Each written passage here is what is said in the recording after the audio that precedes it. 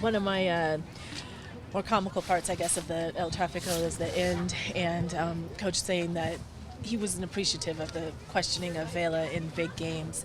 As far as they go as a franchise, I mean, that was the biggest game, I guess, that they've played in their existence. Or how do you kind of see them or Vela in big games? Well, he's a tremendous player. I think Bob was just, defending his player. I mean, maybe he was a little rude to the reporter. You guys can be the judge of that. I mean, it was right after the game. Sometimes we as humans are, emotional after big games. And, there's a lot of things that go into that story. And, certainly my exercise is always, putting myself in people's shoes. I used to do that with Zig. How would Zig have reacted? And, Bob just did what he felt he needed to do. So I'm not going to judge. I'm not going to say one way or the other. It was just one of those moments that makes, again, MLS a big deal nowadays. I mean, we are becoming a mainstream sport when that takes up a lot of people's media time. Do you think that was a little bit of theater or performance for his players, give them a little bit of motivation going forward? No, Bob's an intense guy. I mean, he is an intense guy. I think that's just raw emotion. So at the same respect, playing you guys, and do you feel that this is a statement game at all for you guys, or even them if they were to get the win? Well, it's a statement game in the sense that we want to go down there and, undo the 4-1 and make sure that we're competitive. I mean, other than that, it's not going to be a statement game that makes Bob Bradley's career or my career or the Sounders' career, or, there's going to be a long history between, franchises and MLS. So, we just want to go down there and make the statement, we're here to play, we're here to win, gets us the MLS Cup. Like Roman Torres was out there. How's he doing? How's he coming back? How's he feeling? Fine. We'll look, it's day to day, like I told you guys, so he'll do a little more each day and see if we can get him ready for Tuesday. Is there an advantage having an athletic guy like Arriaga out there against an attack that has so many different guys that can hit you from so many different places? Yeah. I mean, look, Roman, Kim, Arriaga, earlier in the year we had Chad. I was blessed with a lot of good center backs, so whoever we put out there is going to do a good job. You talked about previous results. You guys haven't ever actually been fully healthy for a matchup against LAFC, or there was a setting off in the case of the game up here. Are you looking forward to having a basically full healthy roster to go at them? Look, he was missing Mark Anthony Kaye. Zimmerman didn't start the game.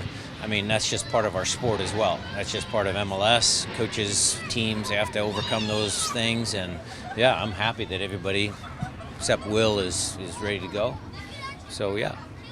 Going back to Jada's question a little bit, do you feel a little extra buzz or luster with this one just because of the season they've had? I mean, everyone's calling them the most dominant team of all time, and they're... Again, I think you asked me the same question about playing the underdog card. I mean, look, everybody wants to win because we want the Seattle Sounders to be in MLS Cup.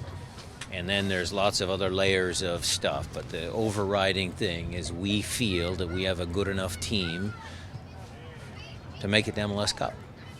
So that's why we want to win. One of the things that seems like, really helpful to get y'all there is the fact that you can score goals. So, the way that they were scoring Thursday, you can match that in a sense. Does that give you confidence, or is that the way you look at it? I think our attack has been very good as of late. So that, to me, is obviously a plus. The game the other night, 5-3, some of those goals, I don't believe that the game down there, or at least I hope the game isn't 5-3, or if it is 5-3, it's in our favor. I think it'd be a little bit tighter. I think both defenses are very good. We'll obviously try and slow them down as much as we can. But I'd be surprised if the scoreline was that high again. Oh, really? Okay. So you feel like your defense has sharpened up enough lately? Yeah. How is Shutout the last time we played, so. We were having a radio conversation either yesterday or Thursday about the greatest coaches in Seattle history, and your name came up as having gone to 3 of the last 4 conference championships. To have your name be in the conversation with guys like Pete Carroll, Don James, Lenny Wilkins, how does that make you feel to be kind of in the likes of those guys for a lot of people here in the city? Who did I have to pay to get you guys to say my name? Who was that again, Jackson? Softy and Dick Fane. Yeah, okay, I love Softy and Dick. They're good people. Look, I grew up, around here, and I know a lot of those famous coaches by name and watching them and all that sort of stuff. So that's a tremendous honor. Wherever my legacy ends up, I'm happy for people to talk about it. I just feel really blessed that, I was able to get, this job, and, I'm surrounded by a bunch of competent players, a bunch of competent people, and our organization, we are immensely proud of our success that we've had over the years. Seattle's always been kind of a winning sports town. The Seahawks are the ones that, might be able to lose a few games and they still fill up the building. But, there's been lean years for the Huskies. There's lean years for the Sonics and Mariners and, for us in the USL days as well. I mean, you got to win here.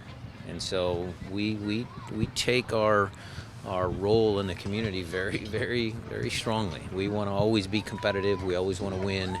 We want to make sure that people enjoy the product that we put out on the field. You mentioned a little bit about how the LAFC game kind of showed that MLS is here. What did you just make of kind of the spectacle before the game itself, and then You some mean of the Magic after? Johnson and all the stars. I mean, it was great. I loved it. I mean, again, we are becoming mainstream, and I love it as a soccer fan. Not just as a coach, but as a soccer fan, I love it.